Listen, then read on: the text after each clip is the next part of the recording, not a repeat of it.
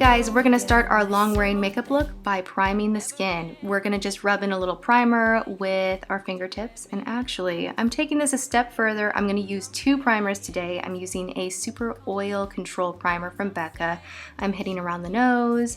I'm gonna hit over my eyelids and use this as an eyelid primer, get on my chin a little in the T-zone, and then I'm gonna move straight into foundation. I'm just using a liquid foundation. Use whatever you like here. It's more about priming before foundation that's important.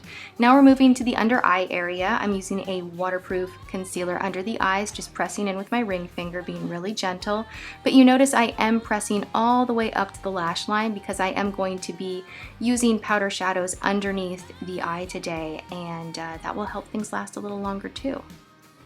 So now I'm just concealing with a pinpoint concealer pencil or concealer brush. That's not a pencil. Okay, we're just pressing some concealer into all my blemishes, and then we're gonna mist the face with a little Urban Decay De-Slick. So we're setting the face before powder, but make sure that everything is dry before you apply the powder. I'm taking a large powder brush and a little powder foundation. This is from IT Cosmetics, and I'm actually pressing it into the skin, not sweeping away all the concealing work that I did. We're gonna move into a little bronzer. I'm using the F10 brush. This is a powder slash blush brush, but I'm using it for my bronzer just to kind of control the perimeter and keep things really subtle looking. This is a waterproof bronzer. I really like it. It does last all day. So you can always look for keywords like that when you're thinking of long wear makeup. I'm now gonna take a rosy tone blush. This is talc free. It's from Physicians Formula. And again, this one does wear really, really well throughout the day. You don't have to touch up much, and I like it, and it's drugstore. Very affordable. This is a tapered highlighter brush and a little highlighter. This one from Tarte has Amazonian clay in it, so it lasts a little longer.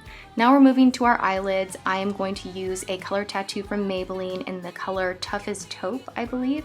And I'm just lightly pressing this over the lid. You see, I'm not trying to get a ton of color. I'm just using this as a base.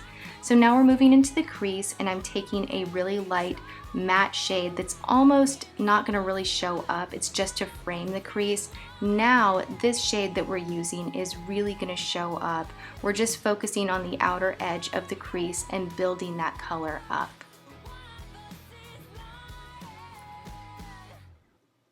Taking the shade Rich Chocolate and a firm blending brush, which is gonna grab a little more pigment, we're gonna focus on the outer edge of the eye and buff it slightly into the crease, but you wanna start on the outer corner first and then build that color towards the center of the eye and then into the full crease itself.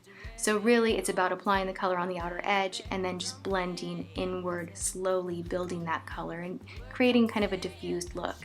Now we're going to take Epitant from Chanel and a cream color brush, and the cream color brush really packs on the color nicely. I really, really love this. You can use any metallic long wear eyeshadow product that you like, but this one from Chanel really gets the job done. It does not move.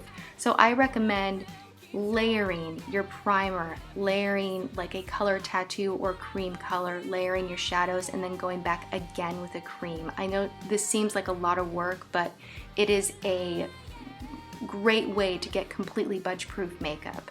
So now we're taking the shade Cocoa and we're going to drag this underneath the eye just to make sure that we have things looking a little bit balanced because we have that heavy color on the outer corner.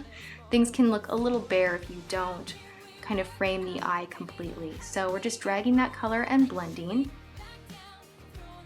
And now we're gonna line the upper lash line, and I'm using a waterproof brown, kind of brown black liner from IT Cosmetics. And we're just gonna try to get as close to the lash line as possible.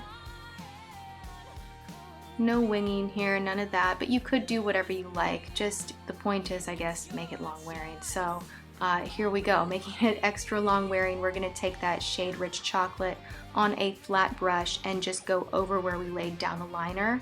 This will completely lock it into place. I'm taking that shade Rich Chocolate again and a pencil brush, and I'm going to apply a little more color to the outer edge. I just wanted to intensify things. And then I'm taking a blender brush and blending through the crease. This had no product on it whatsoever, so it's meant just to blend that shade up and through the crease and make things look really soft. Now I'm taking Nude from Scandalize. Well, it's not from Scandalize, it's from Rimmel, but it's called Scandalize. It's an amazing waterproof liner. I really love it. And I'm applying some mascara. Of course, you guys know I love this one. I'm applying it to the upper lashes only because my lashes don't like waterproof mascara for everyday use. They just don't. So yeah, I'm using waterproof on the lower lashes only because I just find that it's easier to take off that way. Now I am filling in my brows. Nothing too exciting here. I'm using Anastasia Brow Wiz. This is a waxy type of a brow product. I find that I never have to touch up my brows when I use this. However, I am going to set everything that I've done with a little bit of powder that I just used from the palette that I've been working with today from Bobbi Brown. And it's just like a flat angled brush.